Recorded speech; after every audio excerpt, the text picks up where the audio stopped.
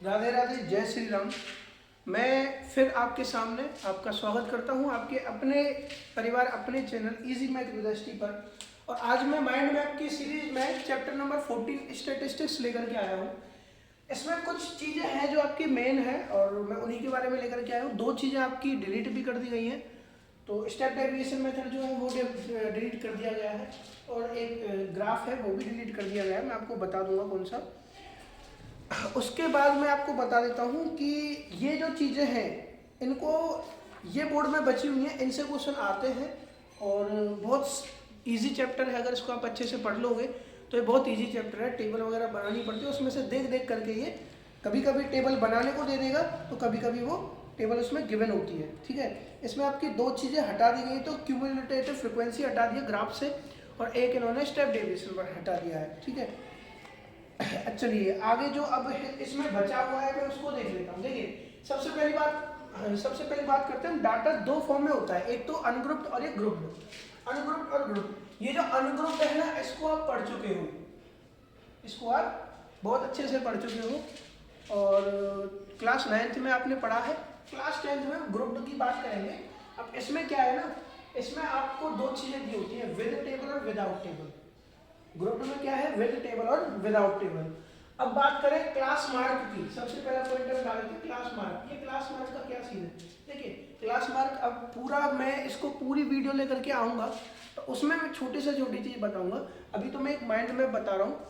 Class mark निकालने के लिए आपको अपर क्लास लोअर क्लास का सम डिवाइड बाई 2 ये आपका फॉर्मूला है, ये आप क्लास मार्क निकाल सकते हो। Upper class plus lower class upon में 2। फिर बात आ जाती है मीन की।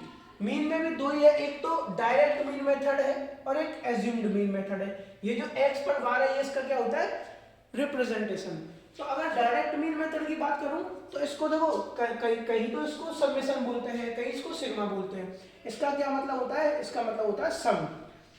तो summation of x I F I upon summation of F I, ये है आपका डायरेक्ट मीन मेथड। और अगर आप निकालो एज्यूम्ड मीन मेथड तो एज्यूम्ड मीन मेथड में होता है a plus summation of F I D I upon summation of F I. ये डी आई क्या है, डी आई है एक्स आई माइनस ए। और कहूँ ए क्या है, ए जो होता है आपका ये एज्यूम वैल्यू होती है। जब आप टेबल बनाते हो ना उसमें एज्यूम्पशन जो होता है वो। चलिए बात करते हैं, मीन निकल गया, अब मीडियन की बात करते हैं। मीडियन में वही आपका नॉर्मल फॉर्मूला है, आपने बहुत बार लगाया होगा अगर क्वेश्चन किए तो, L plus n by 2 minus C F upon F into H. अब इनमें मोड का भी देख लो, मोड में क्या है, L plus F one minus F zero upon 2 F one minus F zero minus F two into में एच। अब इनकी मैं क्लैरिफिकेशन दे देता हूँ, ये क्या क्या चीज दे रखी है।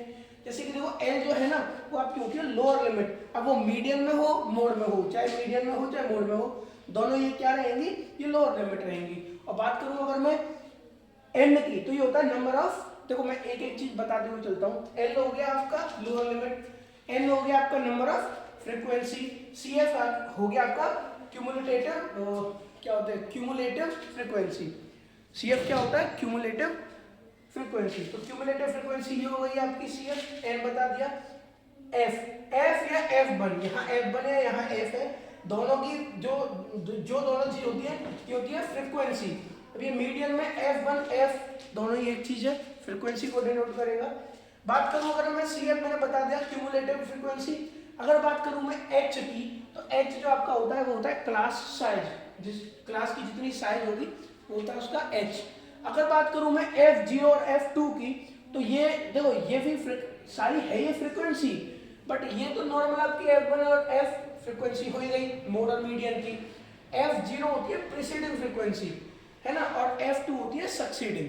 ठीक है, प्रीसीडिंग और सक्सीडिंग ये आपको ध्यान रखना है। चलिए अगर मैं बात करूं लास्ट एक हमारे पास एक रिलेशन होता है मीडियन मोड और मीन में, मीन मोड मीडियन में एक रिलेशन होता है, बहुत अच्छे से इस रिलेशन को देख लेंगे।